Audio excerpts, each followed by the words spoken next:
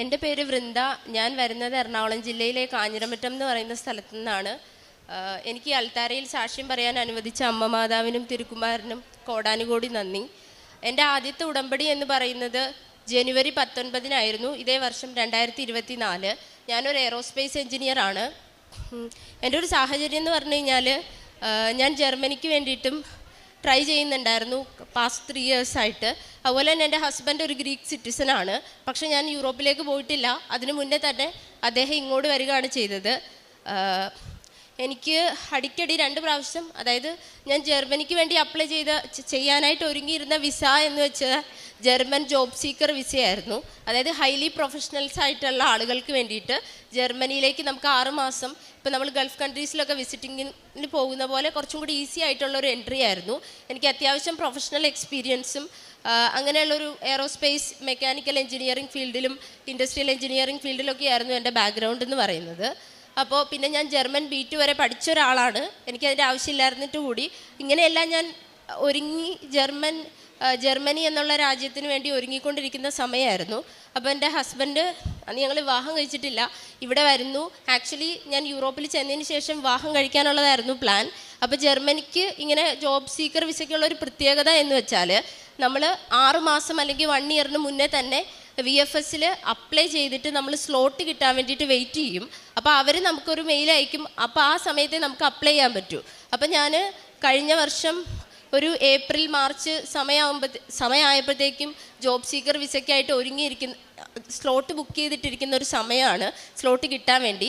ആ സമയത്താണ് അദ്ദേഹം നാട്ടിൽ വന്നതും. അപ്പോൾ എന്തുകൊണ്ട് ഓൾറെഡി ഞങ്ങൾ മാരേജ് പ്ലാൻ ചെയ്യുന്നുണ്ടായിരുന്നു. പക്ഷേ യൂറോപ്പിൽ ചെന്നതിന് ശേഷം ഞാൻ കുറച്ചും കൂടെ ഇന്നത്തെ കാലത്തെ പെൺകുട്ടികൾ ചിന്തിക്കുന്നത് പോലെ തന്നെ എന്താ പറയുക, ഇൻഡിപെൻഡൻ്റ് ആയിട്ട് നിന്നത് കൊണ്ടും കുറച്ചുകൂടി അവിടെ ചെന്നിട്ട് മാരേജ് ചെയ്യാം എന്നുള്ളൊരു രീതിയിലായിരുന്നു.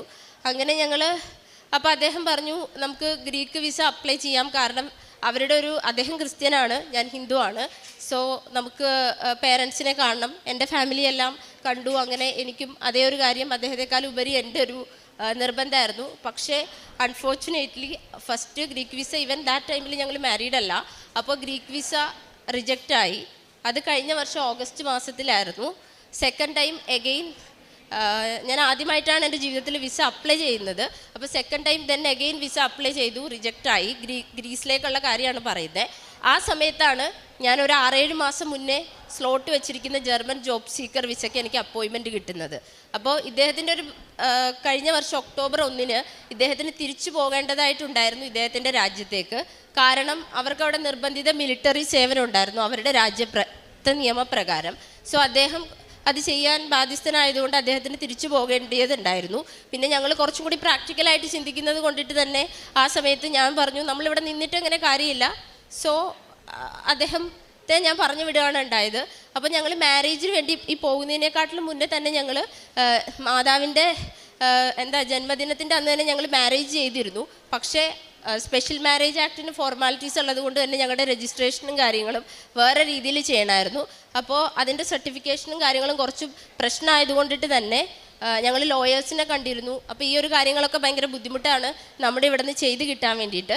അപ്പോൾ എൻ്റെ ഒരു ബന്ധുവാണ്, നമ്മുടെ കേരളത്തിലൊരു നിയമമുണ്ട്, കോവിഡിന് ശേഷം നമുക്ക് ഓൺലൈനിൽ, നിങ്ങൾക്ക് ഇൻ്റർനാഷണൽ മാരേജസിൻ്റെ കാര്യങ്ങളൊക്കെ നോക്കിയാൽ അറിയാം, നമുക്ക് ഓൺലൈനിൽ മാരേജ് രജിസ്റ്റർ ചെയ്യാനുള്ളൊരു സംവിധാനമുണ്ട്. അതായത് ഈ കല്യാണം കഴിക്കാവുന്ന ഗ്രൂമും ബ്രൈഡും അതുപോലെ തന്നെ ഒരുമിച്ച് വരേണ്ട ആവശ്യമില്ല, ഒരാൾ ഓൺലൈനിൽ നിന്നാലും മതി. കാരണം നമ്മുടെ നിയമം അനുശാസിക്കുന്നുണ്ട് നമുക്ക് ഫിസിക്കൽ പ്രസൻസ്, ഒരാളുടെ വ്യക്തിപരമായിട്ടുള്ള ആ ഒരു ഫിസിക്കൽ പ്രസൻസിൻ്റെ ആവശ്യമില്ല. അങ്ങനെ ഒരു നിയമം നമുക്കുണ്ട് കേരളത്തിൽ.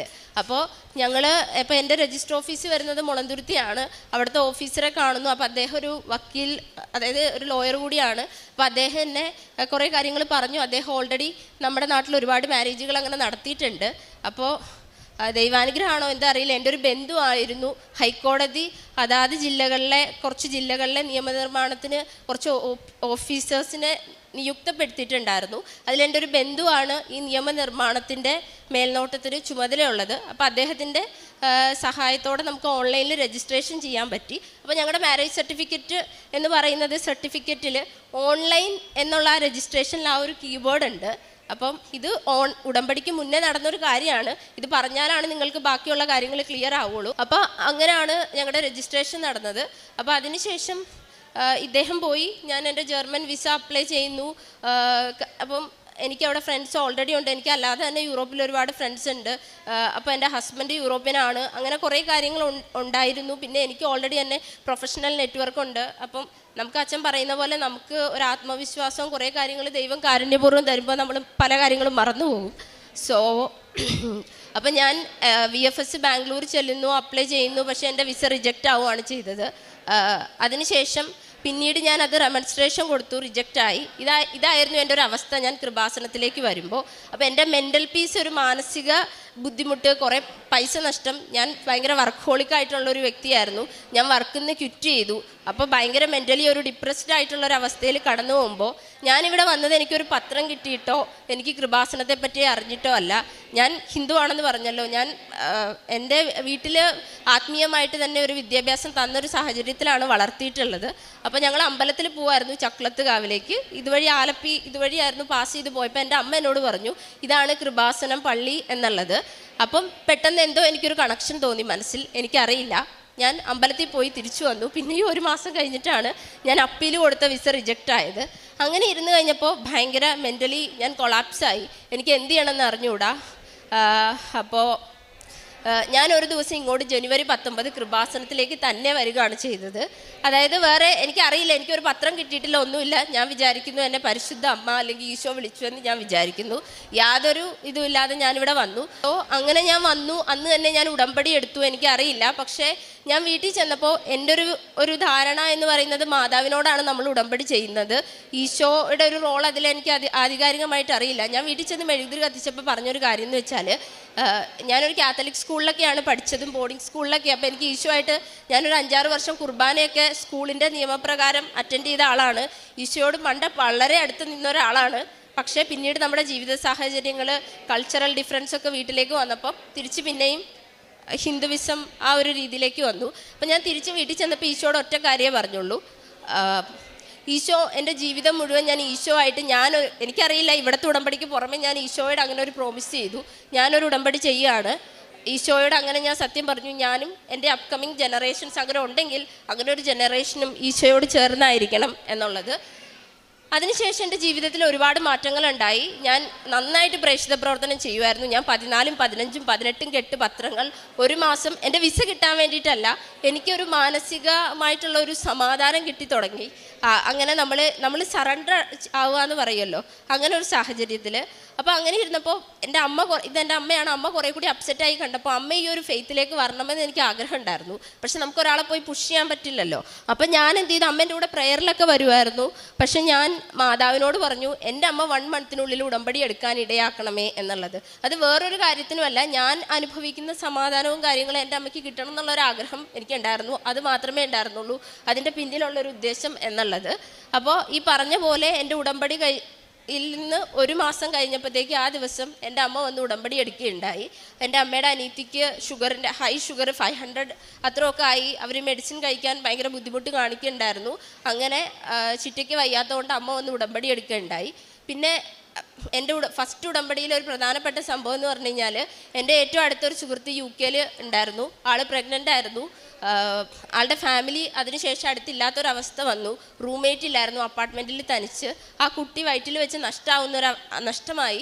അവിടെ ഹോസ്പിറ്റൽ എന്ന് പറയുന്നത് നിങ്ങൾക്കറിയാം, പെട്ടെന്ന് നമ്മൾ വിചാരിക്കുന്ന സമയത്ത് പോകാൻ പറ്റില്ല. അപ്പോൾ അങ്ങനെ ആയപ്പോൾ ഞാൻ light A candle prayer request ഇട്ടു. അതിൻ്റെ ഭാഗമായിട്ട് അവർക്കത് നാച്ചുറലി തന്നെ അവരുടെ വയറ്റിലുണ്ടായിരുന്ന കുഞ്ഞ് റിമൂവായി പോവുകയും അവർ ഹെൽത്തി ആയിട്ട് മാതാവ് എൻ്റെ ഫ്രണ്ടിനെ എൻ്റെ ഫ്രണ്ട് കഴിഞ്ഞ നാട്ടിൽ വന്നിട്ട് ഉടമ്പടി എടുത്തു. അതുപോലെ തന്നെ രണ്ടാമത് എനിക്ക് മാർച്ച് 7 ഞാൻ വർക്കിൽ നിന്ന് ക്വിറ്റായിട്ട് നിൽക്കുന്ന സമയമാണ്. മാതാവ് എനിക്കൊരു ജോലി തന്നു. എനിക്ക് മീൻവൈൽ എനിക്കൊരു ജോലി ആവശ്യമായിരുന്നു. അങ്ങനെ എനിക്കൊരു ജോലി മാതാവ് തന്ന് അനുഗ്രഹിച്ചു. പിന്നെ ഞാൻ പറഞ്ഞിരുന്നല്ലോ, എൻ്റെ ഹസ്ബൻഡിന് മിലിറ്ററിയിൽ നിർബന്ധിത സേവനം ആവശ്യമായിരുന്നു. അപ്പോൾ അദ്ദേഹത്തെ 2 വർഷത്തേക്കും മിലിറ്ററിയിൽ നിന്ന് എക്സംഷൻ, അങ്ങനെ മാതാവ് അതിൽ നിന്ന് ഒഴിവാക്കി കൊടുത്തു. പിന്നെ എനിക്ക് ഉണ്ടായ ഒരു വലിയ സാക്ഷ്യം എന്ന് പറഞ്ഞു കഴിഞ്ഞാൽ, 23 ഏപ്രിലിൽ എനിക്ക് മാതാവിനെ നേരിട്ട് എൻ്റെ റൂമിൽ ഞാൻ ഒരുപാട് കൊന്ത ചൊല്ലുന്ന ആളായിരുന്നു, 20-30 ഒക്കെ. അപ്പം ഹോളി മാസം ഓൺലൈനിൽ ചെല്ലാൻ പറ്റുള്ളൂ, എനിക്ക് പേടിയാണ് ചർച്ചിൽ പോവാൻ, ഞാനൊരു ഹിന്ദു ആയതുകൊണ്ട് ക്രിസ്ത്യൻസ് അക്സെപ്റ്റ് ചെയ്യുമോ, എനിക്ക് അങ്ങനെയൊക്കെയുള്ള കുറച്ച് സൊസൈറ്റൽ പേടികളും കാര്യങ്ങളും ഉള്ളതുകൊണ്ട് ഞാൻ ഓൺലൈനിൽ കുർബാന കൂടുമായിരുന്നു, ഇവൻ അടുത്തൊരു ചർച്ച് ഉണ്ടായിട്ട് പോലും. അപ്പോൾ എനിക്ക് മാതാവ് ഞാനിങ്ങനെ വീട്ടിൽ കിടന്ന് എനിക്ക് എൻ്റെ ഒരു കമ്പനിയിൽ കുറച്ച് ഒരു ബുദ്ധിമുട്ടുള്ള ഒരു സംഭവം നടന്നിരുന്നു. അപ്പോൾ ഞാൻ വിഷമിച്ച് കൊന്ത ചൊല്ലി നിന്നപ്പോൾ മാതാവിൻ്റെ കട്ടിലിൻ്റെ കാൽക്കൽ ഇതേ രൂപത്തിൽ അമ്മ ഇങ്ങനെ കൈ കെട്ടിയാണ് നിന്നത്. ഇടയ്ക്ക് ധ്യാനത്തിലൊക്കെ നിങ്ങൾ നോക്കിയ ജോസഫ് അച്ഛൻ്റെ ഒരു പോസ്റ്ററുണ്ട്, അതേ പോസ്റ്ററിൽ അമ്മ മാതാവ് അവിടെ വന്ന് നിന്നു. പക്ഷേ ഞാൻ സ്റ്റക്ഡായി, എനിക്ക് സംസാരിക്കാൻ പറ്റുന്നില്ല, എനിക്ക് മാതാവിനെ കാണാം, മാതാവ് എൻ്റെ ഒരു ആപാത ചൂടം മാതാവ് ഒബ്സർവ് ചെയ്യുന്നതാണ് ഞാൻ കണ്ടത്. അപ്പോൾ ഒരു 2 മിനിറ്റ് അങ്ങനെ നിന്നു. എൻ്റെ അമ്മ തൊട്ട് താഴെ ഒരു മാറ്റിലിരുന്നിട്ട് ബൈബിൾ വായിക്കുന്നുണ്ട്, പക്ഷെ അമ്മ അത് കാണുന്നില്ല, എനിക്ക് പറയാൻ പറ്റുന്നില്ല. സോ ഞാനപ്പോൾ ആ സമയത്ത് മാതാവെ, എൻ്റെ അമ്മയെ പരിശുദ്ധ അമ്മയെ എന്ന് വിളിച്ചപ്പോൾ എൻ്റെ അമ്മ വിചാരിച്ചു ഞാൻ അമ്മയെ വിളിച്ചതായിരിക്കും എന്ന്, കാരണം വേറെ ആരും ഇല്ലല്ലോ റൂമിൽ. അപ്പോൾ അങ്ങനെ ഒരു അനുഭവം എനിക്കുണ്ടായി. ആ അനുഭവത്തിന് ശേഷം കുറേ കൂടി ആത്മീയതയിൽ ആഴപ്പെടാനും കുറേ കൂടെ ഞാൻ ഭയങ്കര സറണ്ടറായി, ദൈവത്തോട് കൂടുതൽ അടുത്തു. അങ്ങനെ ഒരു അനുഭവം എനിക്കുണ്ടായി. കാരണം സയൻസും കാര്യങ്ങളൊക്കെ ഞാൻ എപ്പോഴും ആലോചിക്കും, കാരണം ഞാനൊരു എയറോസ്പേസ് ബാക്ക്ഗ്രൗണ്ടിൽ നിന്നുള്ളതായതുകൊണ്ട് തന്നെ. പക്ഷേ എനിക്കത് മനസ്സിലായി, നമുക്ക് ദൈവാനുഭവങ്ങൾക്ക് മുന്നിൽ ശാസ്ത്രമോ മറ്റു കാര്യങ്ങളോ ഒന്നുമല്ല. പിന്നെ എനിക്ക് ഉണ്ടായ കാര്യം എന്ന് വെച്ചാൽ, എൻ്റെ അച്ഛൻ കുറച്ച് സീവിയർ ആങ്സൈറ്റി പ്രോബ്ലം ഉള്ള ഒരാളായിരുന്നു. അപ്പോൾ അദ്ദേഹം ഒരു റീഹാബ് സെൻറ്ററിലായിരുന്നു. അപ്പോൾ അദ്ദേഹത്തിന് പെട്ടെന്ന് തന്നെ കുറച്ച് ഒരു 1 month ആയിട്ടില്ല, ഒരു 3 weeksോളായിട്ട്, പക്ഷെ അത് മാതാവ് അവിടെ നിന്ന് അദ്ദേഹത്തിൻ്റെ അസുഖം ഏറെക്കുറെ മാറ്റി അവിടെ നിന്ന് കൊണ്ടുവരാനുള്ളൊരു വലിയ ദൈവാനുഗ്രഹം തന്നു. പിന്നെ ഉണ്ടായ ഒരു അനുഗ്രഹം എന്ന് പറഞ്ഞു കഴിഞ്ഞാൽ മെയ് 5-ാം തീയതി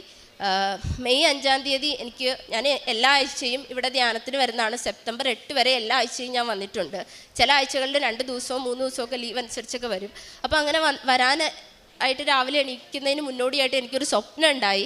ഞാൻ അമ്മ മാതാവിനെ കാണുകയാണ്, എൻ്റെ അമ്മ എൻ്റെ കൂടെ ഉണ്ടായിരുന്നു. അപ്പോൾ മാതാവ് വന്ന് പറയുകയാണ്, നീ ഗ്രീക്ക് വിസ എത്രയും പെട്ടെന്ന് അപ്ലൈ ചെയ്യണം, അല്ലെങ്കിൽ കുറേ ഡിലേ ആവും. അപ്പം ഇങ്ങനെ ഒരു ദർശനം എനിക്കുണ്ടായി. അപ്പോൾ ഇത് ആരോടെങ്കിലും പറഞ്ഞാൽ കൂട്ടുകാരോ അല്ലെങ്കിൽ വീട്ടുകാരോ എങ്ങനെ നമ്മൾ പറയും ഇതൊക്കെയെന്ന് പറയുമ്പോൾ, ഇപ്പം ഞാനാണെങ്കിലും ഒരു പക്ഷേ പണ്ടാണെങ്കിൽ ഇതൊക്കെ എങ്ങനെ നമുക്ക് പ്രൂവ് ചെയ്യാൻ പറ്റില്ലല്ലോ. സോ ഞാനിത് പലരോടും പറഞ്ഞപ്പോൾ നിനക്ക് തോന്നിയതാണോ അങ്ങനെ പറഞ്ഞു, പലരെന്ന് വെച്ചാൽ എൻ്റെ അടുത്ത സർക്കിളിൽ. പക്ഷേ മാതാവ് പറഞ്ഞതല്ലേ, ഞാനൊരു ബൈബിൾ എടുത്ത് വിശ്വാസ പ്രമാണം ചൊല്ലി നോക്കി എനിക്ക് മനസ്സിലാവുന്നില്ല. അപ്പം ഞാൻ അന്ന് കൃപാസനത്തിലേക്ക് വരാൻ വേണ്ടി അവിടെ കൃപാസനത്തിൽ വന്ന സൺഡേ മാസ് അറ്റൻഡ് ചെയ്തുകൊണ്ടിരുന്നത്. അപ്പോൾ എനിക്ക് ബൈബിളിൽ മനസ്സിലായില്ല. ഞാൻ ഇവിടെ വന്ന് മാസ് കഴിഞ്ഞിട്ട് ആരാധന തുടങ്ങുന്ന ആ ഒരു സമയം ഞാൻ ഈ ഒരു 4th 5th റോയിലായിരിക്കും ഇരിക്കുന്നത്. അപ്പോൾ ഞാൻ അവിടെ നിന്ന് ഈശോയുടെ ഒരു കാര്യം ചോദിച്ചു. മാതാവ് ഇങ്ങനെ ഒരു കാര്യം പറഞ്ഞു, എനിക്ക് മനസ്സിലായില്ല. എനിക്ക് ആത്മീയമായിട്ട് എല്ലാ കാര്യങ്ങളിലും സപ്പോർട്ട് കാര്യങ്ങൾ പറഞ്ഞു തരുന്ന എൻ്റെ ഒരു അധ്യാപികയായിരുന്നു സിസ്റ്റർ ജെയിൻ റോസ്. അപ്പോൾ സിസ്റ്റേഴ്സിൻ്റെ ധ്യാനത്തിനായി 10 ദിവസത്തേക്ക് പോയി. സോ അവിടെ എന്നെ ഹെൽപ്പ് ചെയ്യാൻ ആരുമില്ല പറഞ്ഞു തരാനായിട്ട്. അപ്പോൾ ഞാൻ ഈശോയോട് ചോദിച്ചു.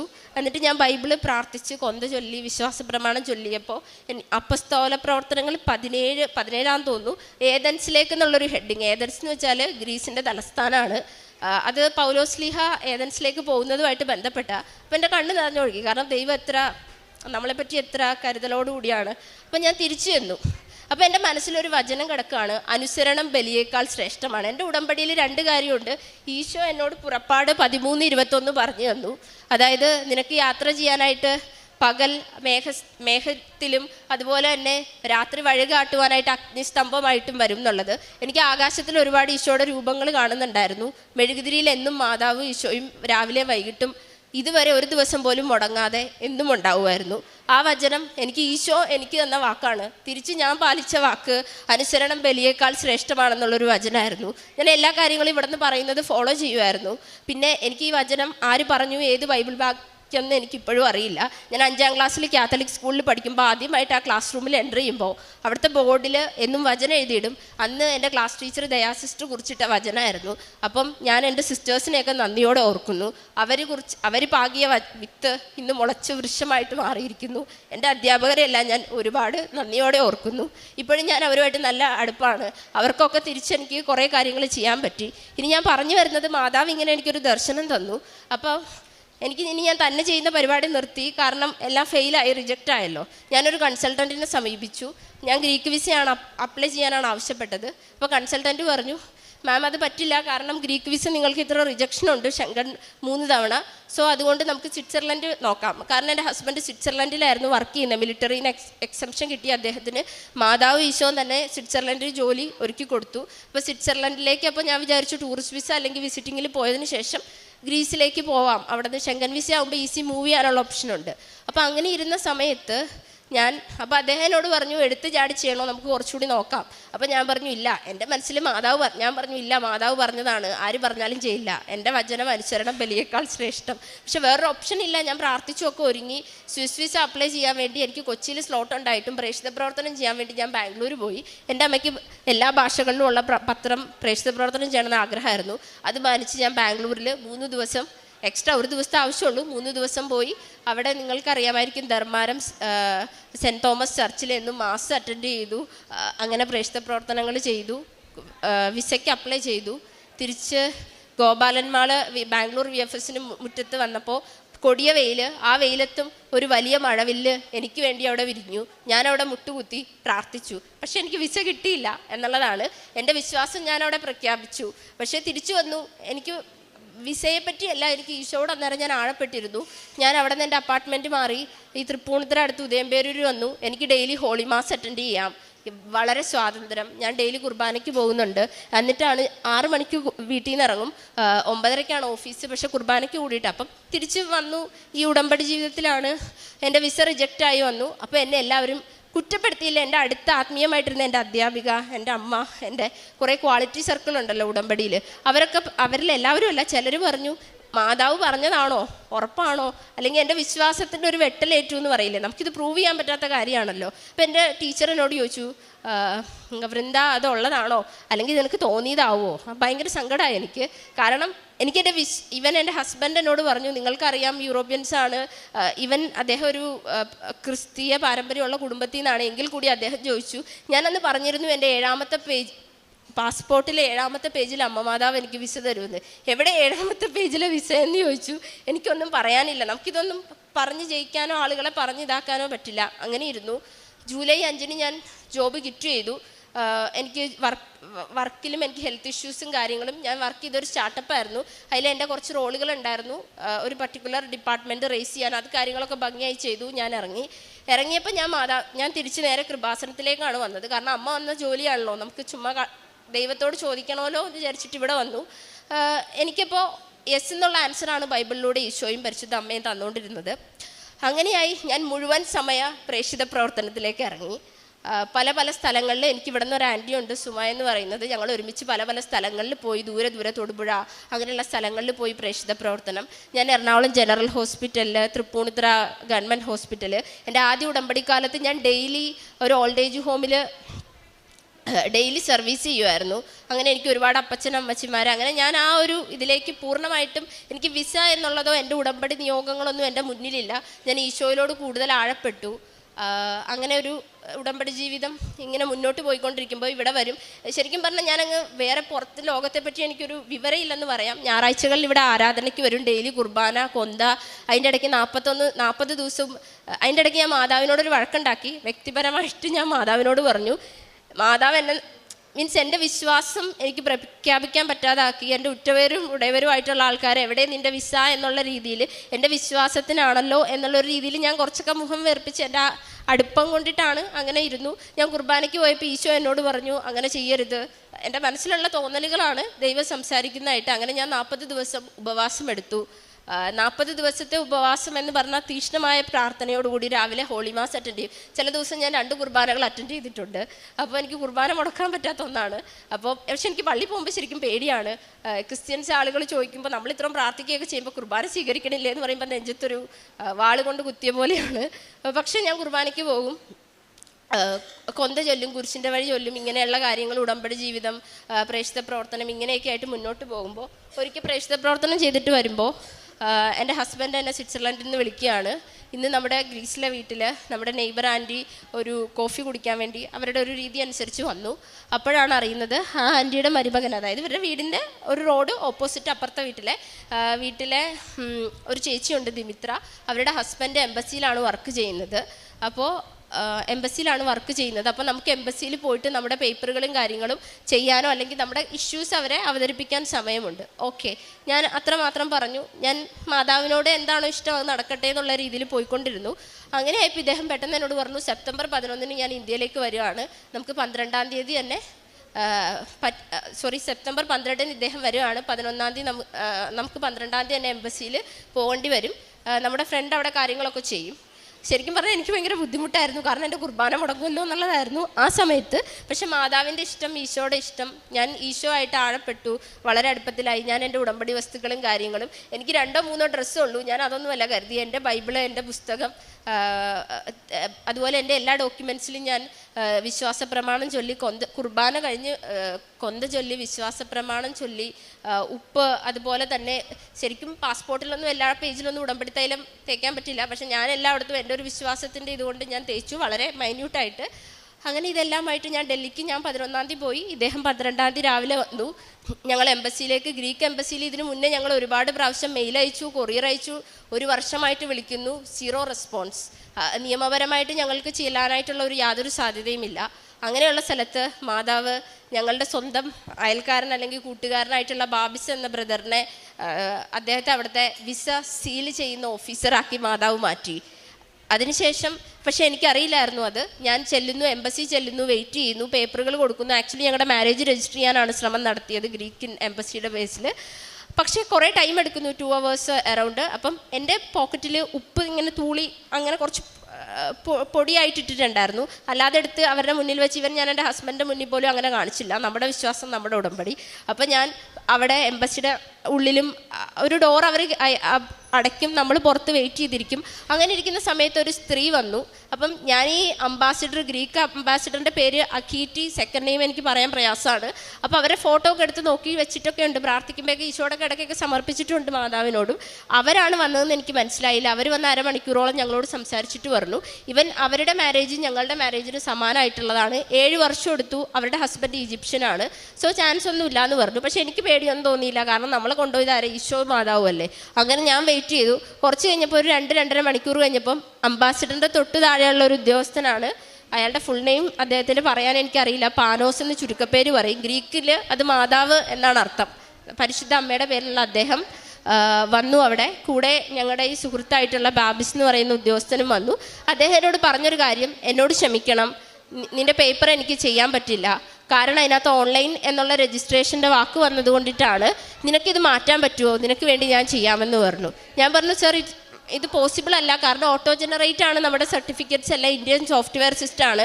അതിൽ ഒരു കാര്യം എന്ന് വെച്ചാൽ എൻ്റെ മാരേജ് സർട്ടിഫിക്കറ്റിൽ അപ്പോസ്റ്റൈൽ എന്ന് പറയുന്ന ഒരു അറ്റസ്റ്റേഷൻ ഉണ്ട്, അതായത് ഇൻ്റർനാഷണലി വാലിഡ് ആയിട്ടുള്ള ഒരു സർട്ടിഫിക്കറ്റാണ്, യൂറോപ്പിനുള്ളൊരു സീലാണ്. അത് ഫോറിൻ മിനിസ്റ്റർ വെച്ച സാധനം ഗവൺമെൻറ് ഓക്കെ ആണെന്ന് പറയുന്ന കാര്യത്തിൽ സാധാ ഒരു സിറ്റിസണായി എനിക്ക് എന്ത് ചെയ്യാൻ പറ്റും? അപ്പം ഞാൻ എന്നിരുന്നാൽ കൂടിയും അവരെ വെറുപ്പിക്കേണ്ടെന്ന് കരുതി അവിടെ വെച്ചിട്ട് എൻ്റെ രജിസ്ട്രേഷൻ നടത്തിയ ഓഫീസറുമായിട്ട് എനിക്ക് പേഴ്സണൽ കോൺടാക്റ്റ് ഉണ്ട്, അദ്ദേഹത്തെ വിളിച്ചു. അദ്ദേഹം പറഞ്ഞു, വൃന്ദ ഇത് പോസിബിൾ അല്ല. അപ്പം ഞാൻ പറഞ്ഞു, ഇത് പറ്റില്ല എന്ന് പറഞ്ഞു. അപ്പം ഈ എൻ്റെ പേപ്പർ ചെയ്യേണ്ടിയിരുന്ന വ്യക്തി ഓഫീസർ അദ്ദേഹം ഭയങ്കര ബുദ്ധിമുട്ടിലായി, അദ്ദേഹത്തിനെ ഭയങ്കര സങ്കടപ്പെട്ട് കണ്ടു. പക്ഷേ എനിക്ക് മാതാവ് എൻ്റെ മനസ്സിൽ നിന്ന് പറയുന്നുണ്ട്, നിന്നെ ഞാനല്ലേ ഇവിടെ കൊണ്ടുപോയി നിൽക്കുന്നത്, പിന്നെ നീ എന്തിനാ? എനിക്കൊരു ടെൻഷനും ഉണ്ടായിരുന്നില്ല. അത് കഴിഞ്ഞ് എന്നോട് അദ്ദേഹം, അപ്പം ഞാനൊരു കാര്യം മാത്രം ചോദിച്ചു, സാർ ഇത് പോസിബിൾ അല്ല, സോ എന്താണ് അടുത്ത സൊല്യൂഷൻ, അതെനിക്ക് പറഞ്ഞു തരൂ. പക്ഷെ ഞാൻ എൻ്റെ മാതാവിനോട് പറഞ്ഞു, മാതാവേ ഈശോയെ നിങ്ങളെ സംസാരിക്കാവുള്ളൂ, എനിക്കങ്ങനെ അറിയില്ല. അതുപോലെ തന്നെ അപ്പോൾ അവരെന്നോട് പറഞ്ഞത്, നീ വിസ അപ്ലൈ ചെയ്യൂ, നമുക്ക് നോക്കാം, നിനക്കായിട്ടുള്ള വാതിലുകൾ, എംബസിയുടെ വാതിലുകൾ എപ്പോഴും തുറന്നു കിടക്കും എന്നുള്ളൊരു കാര്യം. സാധാരണക്കാരനായിട്ടുള്ള ഒരു സിറ്റിസൺ നമുക്ക് ഒരിക്കലും ഇതൊന്നും പോസിബിൾ അല്ല, സ്വപ്നത്തിൽ മാത്രമേ, അത് നമ്മൾ എന്തുണ്ടെന്ന് പറഞ്ഞാലും അത് മാതാവിൻ്റെ അനുഗ്രഹമാണ്. അതിന് മുന്നേ ഒരു കാര്യം പറയാൻ വിട്ടുപോയത്, ഞാൻ മാതാവിനോട് പറഞ്ഞിരുന്നു, ഞാൻ എംബസിയിൽ കാല് കുത്തിയാൽ അംബാസിഡർക്ക് മാതാവിൻ്റെ ഒരു രൂപം കൊടുക്കും, മാതാവിനെ പറ്റി പറയും എന്നുള്ളത്. ഗ്രീക്ക് അംബാസിഡറിന് കൃപാസനം മാതാവിൻ്റെ രൂപം കൊടുക്കാനും മാതാവിനെ പറ്റി പറയാനും എനിക്ക് സാധിച്ചു. ഞാൻ മാതാവിന് കൊടുത്തൊരു വാക്കാണ്, അത് ഞാൻ പാലിച്ചു. പിന്നീട് ഒരാഴ്ച ഡൽഹിയിൽ താമസിച്ച് തന്നെ ആപ്ലിക്കേഷൻ പ്രോസസ്സുകളും കാര്യങ്ങളും ഞാൻ നീക്കി. ഞാനും എൻ്റെ ഹസ്ബൻഡും ഡൽഹിയിലെ ഹോട്ടലുകളിൽ താമസിച്ചു. അപ്പോൾ എൻ്റെ കൂടെ ഞങ്ങളുടെ സുഹൃത്തായ ഉദ്യോഗസ്ഥൻ എംബസിയിലെ ജോലി കഴിഞ്ഞ് വൈകുന്നേരങ്ങളിൽ ഞങ്ങളുടെ കൂടെ വരുന്നു, ഞങ്ങൾ ഒരുമിച്ച് ഫുഡ് കഴിക്കുന്നു. പിന്നെയും ഇത്, അപ്പോഴും എനിക്കറിയില്ല ഇദ്ദേഹമാണ് വിസ സീൽ ചെയ്യുന്ന ഓഫീസർ എന്ന്. അവിടുത്തെ ഒരു ഓഫീസറാണെന്ന് മാത്രമേ അറിയുന്നുണ്ടായിരുന്നുള്ളൂ. അങ്ങനെ ഞാൻ വിസ അപ്ലൈ ചെയ്യുന്നതിന് മുന്നായിട്ട് എൻ്റെ ഹസ്ബൻഡ് എന്നോട് പറഞ്ഞു, പേടിക്കേണ്ട ആവശ്യമില്ല, ബാബിസാണ് വിസ സീൽ ചെയ്യുന്ന ആളെന്നുള്ളത്. അപ്പം ഞാൻ ബാബിസ് എന്ന് പറയുന്ന ഉദ്യോഗസ്ഥനോട് സംസാരിച്ചപ്പോൾ അദ്ദേഹം പറഞ്ഞത്, 2 പേരുണ്ട് വിസ അടിക്കുന്ന ഉദ്യോഗസ്ഥർ. അതിലൊന്ന് എൻ്റെ ഞങ്ങളുടെ ഈ സുഹൃത്തും നെയ്ബറുമായിട്ടുള്ള വ്യക്തി. രണ്ടാമത്തെ ആളെന്ന് പറയുന്നത് വേറൊരു ഉദ്യോഗസ്ഥനാണ്. അപ്പോൾ ഈ എംബസിയിൽ ഒരു ബണ്ടിൽ വന്നു കഴിഞ്ഞ് കഴിഞ്ഞാൽ, എംബസിയിൽ ബണ്ടിൽ ഓഫ് പാസ്പോർട്ട് അല്ലെങ്കിൽ ആപ്ലിക്കേഷൻ വന്നു കഴിഞ്ഞാൽ AB രണ്ട് രീതിയിൽ, ഒരു സെറ്റ് ഒരു ഉദ്യോഗസ്ഥന്, മറ്റേ സെറ്റ് മറ്റേ ഉദ്യോഗസ്ഥന്. അപ്പം ഈ ബാബിസ് എന്ന് പറയുന്ന നമ്മുടെ സുഹൃത്തിന് ഇത് കിട്ടിയാൽ മാത്രമേ അയാൾക്ക് ഈസിലി റെക്കമെൻഡ് ചെയ്യാനും കാര്യങ്ങളും പറ്റൂ. അപ്പോൾ ബാബിസ് എന്നോട് പറഞ്ഞു, അദ്ദേഹം കുറച്ചും കൂടെ വേറൊരു രീതിയിൽ കാര്യങ്ങളെ സമീപിക്കുന്ന ആളായതുകൊണ്ട് എന്നോട് പറഞ്ഞു, വൃന്ദ നീ എപ്പോഴും ഒരു 0.5% നെഗറ്റീവായിട്ടേ കാണാൻ പറ്റുള്ളൂ. അപ്പം നമുക്ക് എല്ലാ കാര്യങ്ങളിലും, കാരണം ഞാൻ മാത്രമല്ല മറ്റ് 5 ഉദ്യോഗസ്ഥർ ഇത് റിവ്യൂ ചെയ്യേണ്ടതുണ്ട്, പക്ഷേ എനിക്ക് ചെയ്യാൻ പറ്റുന്ന എന്തും ആയിക്കോട്ടെ ആ കാര്യങ്ങൾ ഞാൻ ചെയ്യാമെന്നുള്ളത്. അങ്ങനെ ഞാൻ സെപ്റ്റംബർ 17 വിസ അപ്ലൈ ചെയ്തു ഡൽഹിയിൽ നിന്ന്. അതിനുശേഷം ഞങ്ങൾ അന്ന് ഞാൻ ബാബിസിനെ കാണുമ്പോൾ അദ്ദേഹം എന്നോട് പറഞ്ഞു, അപ്പോഴാണ് പറയുന്നത് എൻ്റെ കയ്യിൽ കിട്ടിയാൽ എന്താ, അല്ലെങ്കിൽ ഞാൻ അംബാസിഡറോട് പറയാൻ നോക്കും, അങ്ങനെ ഒരു കാര്യം പറഞ്ഞു. പിന്നെ ഞാൻ ബാബിസിൻ്റെ ഫാമിലിക്ക് വേണ്ടിയിട്ട് കാശുരൂപങ്ങളും കാര്യങ്ങളും ഉപ്പൊക്കെ കൊടുത്തിട്ടുണ്ടായിരുന്നു. ഞാൻ എൻ്റെ കാര്യം മാത്രമല്ല പറഞ്ഞത്, എംബസിയിൽ ഉപ്പിട്ടപ്പോൾ ഈ ഗ്രീക്ക് വിസ അപ്ലൈ ചെയ്യുന്ന എല്ലാവർക്കും വേണ്ടി പ്രാർത്ഥിക്കുകയാണ് ചെയ്തത്. അതിനുശേഷം ഞങ്ങൾ ട്രാവലായിട്ട് വിസ അപ്ലൈ ചെയ്തതിന് ശേഷം ഞങ്ങൾക്ക് കുറച്ച് ട്രാവൽ പ്ലാൻ ഉള്ളതുകൊണ്ട് ട്രാവൽ ചെയ്യാൻ വേണ്ടി ഹരിദ്വാർ, ഋഷികേശ് അങ്ങനെയൊക്കെ പോയി. പോകുന്ന വഴിക്കെല്ലാം ഞാൻ എവിടെ പോയാലും കൊന്ത, അതുപോലെ എൻ്റെ ഡെയിലി കുർബാന മുടങ്ങി. ഞാൻ ആഴ്ചകളിൽ പക്ഷേ ഏത് പള്ളിയുണ്ടോ അവിടെ കണ്ടുപിടിച്ച് ഹോട്ടലെടുത്ത് കുർബാനയ്ക്ക് പോകുമായിരുന്നു. ഞാൻ ഋഷികേശിൽ ചെന്നപ്പോൾ നന്നേ ബുദ്ധിമുട്ടി. ഇദ്ദേഹത്തിന് വയ്യാതായി പെട്ടെന്ന്, ക്ലൈമറ്റും ടൈം സോണും എല്ലാമായിട്ട്. പക്ഷെ ഞാനത് മൈൻഡാക്കിയില്ല. അദ്ദേഹം കുറച്ചുകൂടി തീരെ വയ്യാത്ത അവസ്ഥയായിരുന്നു. ഞാൻ പള്ളിയിൽ പോയി, കാരണം ഈശോ ആയിരുന്നു മുഖ്യം. ഞാൻ പള്ളിയിൽ പോയി. എനിക്ക് ഗൂഗിൾ മാപ്പൊക്കെ എപ്പോഴും എന്നെ വഴി തെറ്റിക്കാറാണ്, പക്ഷേ ഈശോ എൻ്റെ കൂടെ വന്നു. അവിടെ ഒരു 13 പേരോളം ഉള്ള ഒരു പള്ളിയിൽ ഞാനും ഹിന്ദി കുർബാനയായിരുന്നു. കുർബാന കൂടി തിരിച്ചു വന്നു. അതുപോലെ ഗംഗയുടെ തീരത്തൊക്കെ ഇരുന്ന് എല്ലാവരും വേറെ പല കാര്യങ്ങൾ ചെയ്യുമ്പോൾ ഞാൻ പ്രത്യക്ഷീകരണ പ്രാർത്ഥനയും കൊന്തയും എല്ലാം ചെയ്തുകൊണ്ടിരുന്നു. കാണുന്നവർക്ക് പ്രേക്ഷിത പ്രവർത്തനം ചെയ്തു. ഞാൻ സ്വാമിജിമാരോടൊക്കെയും എന്നോട് അവർ പല കാര്യങ്ങൾ ഇങ്ങോട്ട് അവർ സ്വാധീനിക്കാൻ ശ്രമിച്ചപ്പോഴും ഞാൻ മാതാവിനെ പറ്റി സംസാരിച്ചു. അതുപോലെ എനിക്ക് ഇൻ്റർനാഷണൽ കുറേ യൂറോപ്യൻസ് ഫ്രണ്ട്സും അങ്ങനെ ഇദ്ദേഹം കൂടെ ഉള്ളതുകൊണ്ട് അങ്ങനെ വന്നു. അങ്ങനെ എനിക്ക് ഒരുപാട് പ്രേക്ഷിത പ്രവർത്തനം, ചിലപ്പോൾ യൂറോപ്പിലേക്കുള്ള ഒരു പ്രേക്ഷിത പ്രവർത്തനത്തിൻ്റെ ആദ്യ പടി എന്നോണം അമ്മ എന്നെ സഹായിച്ചു. അങ്ങനെ ഞങ്ങൾ വയ്യാത്തതുകൊണ്ട് ട്രാവലും കാര്യങ്ങളും, എനിക്ക് ഫർദർ ഹിമാലയൻ ട്രിപ്പൊന്നും താല്പര്യമില്ലായിരുന്നു. കാരണം നമ്മുടെ പ്രാർത്ഥനയും കാര്യങ്ങളും ഇതായി അങ്ങനെ ഞങ്ങൾ നാട്ടിൽ തിരിച്ചു വന്നു. കഴിഞ്ഞ സെപ്റ്റംബർ 27 എൻ്റെ വിസ വന്നു. ഞങ്ങൾ വിസ കളക്ട് ചെയ്തതിന് ശേഷം സെൻറ്റ് തോമസ് മുളന്തുരുത്തി എന്ന് പറയുന്നൊരു ചർച്ചിൽ വെച്ചാണ് ഇദ്ദേഹം ആ ചർച്ചിലെ ഈശോയുടെ ആ അൾത്താരയിൽ എൻ്റെ പാസ്പോർട്ട് കൊണ്ടുവന്ന് പ്രാർത്ഥിക്കുന്നുണ്ടായിരുന്നു. എനിക്ക് വിസയുടെ കാര്യത്തെ പറ്റിയല്ല, എനിക്കിപ്പോൾ എന്തോ ഭയങ്കര സങ്കടം തോന്നി, ഒരു മിക്സ്ഡ് ഫീലിംഗ്. എൻ്റെ പാസ്പോർട്ട് തുറന്നു. 7ാമത്തെ പേജിൽ ഞാൻ ചോദിച്ച പോലെ, ഞാൻ 2ാമത്തെ തവണ ഗ്രീക്ക് എംബസിയിൽ ചെല്ലുമ്പോൾ മാതാവിനോട് പറഞ്ഞിരുന്നു എൻ്റെ 7ാമത്തെ പേജിൽ എനിക്ക് വിസ തരണം എന്നുള്ളത്. എൻ്റെ 7ാമത്തെ പേജിൽ ഞാൻ ചോദിച്ചതുപോലെ മാതാവ് എനിക്ക് വിസ തന്നു. അപ്പോൾ ഇതാണ് എൻ്റെ ഏറ്റവും വലിയൊരു സാക്ഷ്യം എന്ന് പറയുന്നത്.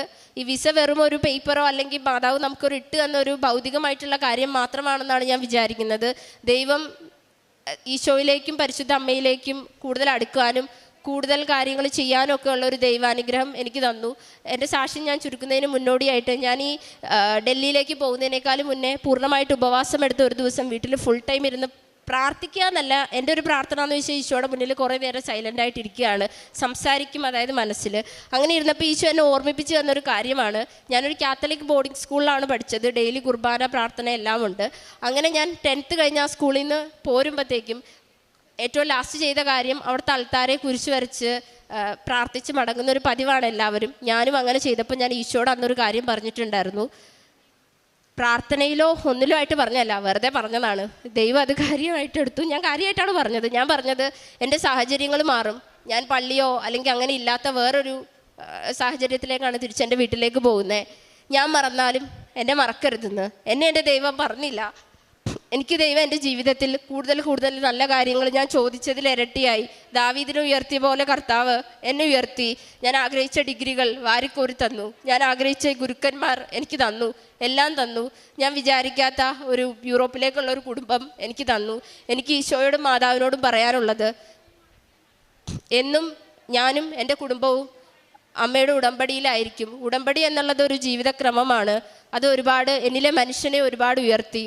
അതുപോലെ തന്നെ ഞാൻ ഈ ഒരു സമയങ്ങളിൽ ഞാൻ യങ്ങാണ്, എനിക്ക് കുറച്ചും കൂടി ആയിട്ടുള്ളൊരു സിറ്റുവേഷനാണ്. ചെയ്യാൻ പറ്റുന്ന കാര്യങ്ങൾ മാക്സിമം ഞാൻ ഉദ്ദേശിച്ചത് ആത്മീയമായിട്ടുള്ള കാര്യങ്ങൾ ചെയ്യുന്നുണ്ട്.